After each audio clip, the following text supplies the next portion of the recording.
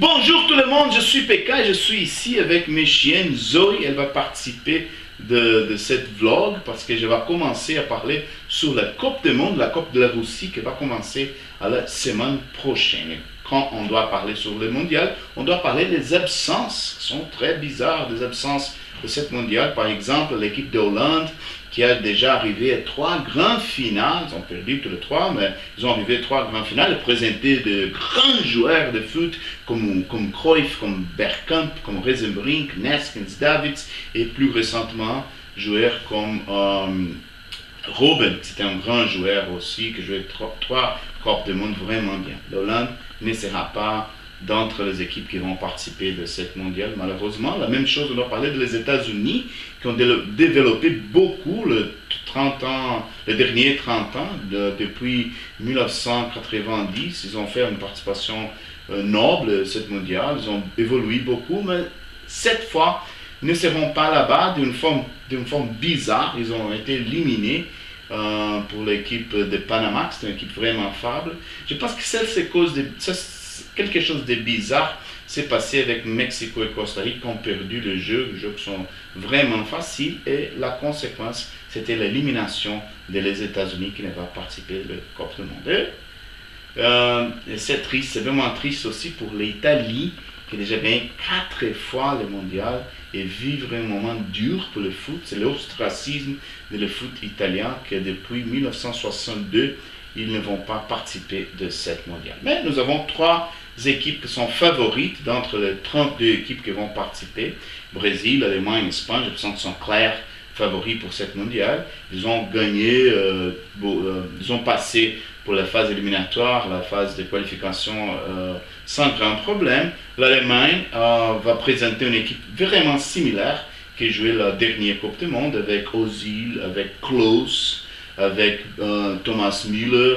Neuer peut-être va jouer de nouveau. Et une équipe qui c'est forte aussi dans le secteur défensif avec Hummel.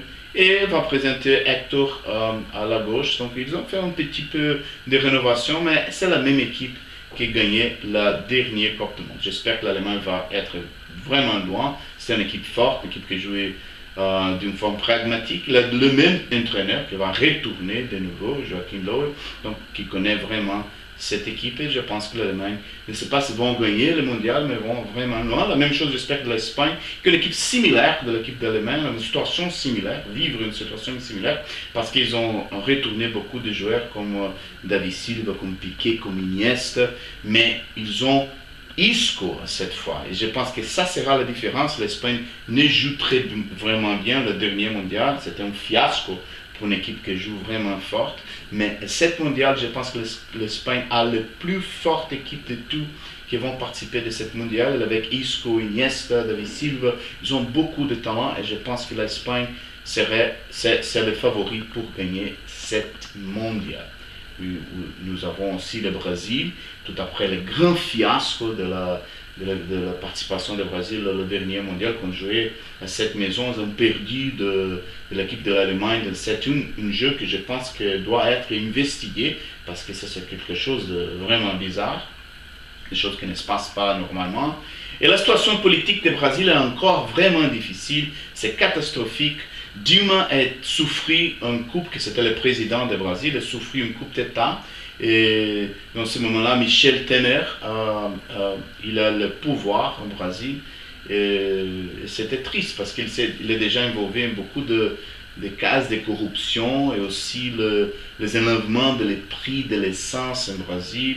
Les gens ont perdu beaucoup de droits. C'était une révolution des riches au Brésil. C'était une situation vraiment dangereuse, une situation vraiment catastrophique. Et peut-être le Brésil pouvait avoir une guerre civile. Et au soccer, on peut voir les conséquences de ça, parce que la CBF, c'était une institution privée, qu'il y a beaucoup de liaisons avec la droite en Brésil. On peut voir ça clairement, parce que tout après, le Brésil a perdu la Coupe du Monde, ils ont choisi Dunga, c'est un entraîneur qui n'a pas jamais arrivé de bels résultats, mais ils ont choisi Dunga pour cette... tout être l'entraîneur de Brésil. Et Brésil ça tombait beaucoup, perdu beaucoup de jeux, joué pas bien. Quand Dieu m'était quitté pour coïncidemment, Dunga s'était démissionné pour la CBF.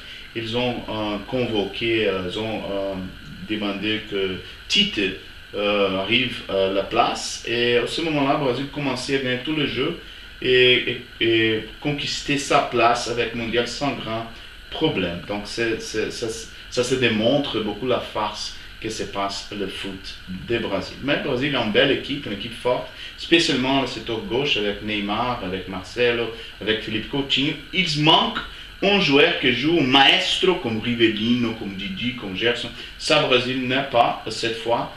Donc, les espoirs des Brésiliens sont déposités avec Neymar et Philippe Coutinho pour faire quelque chose de spécial.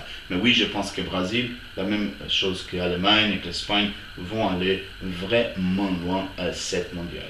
À part le Brésil, l'Allemagne et l'Espagne, on doit parler de Mexico, que je pense qu'il a la meilleure équipe de tous les temps de l'histoire de Mexico. Ils ont déjà joué vraiment bien le dernier mondial, mais aussi Mexico a des joueurs comme Carlos Vela, qui était un joueur moyen qui est vraiment intéressant.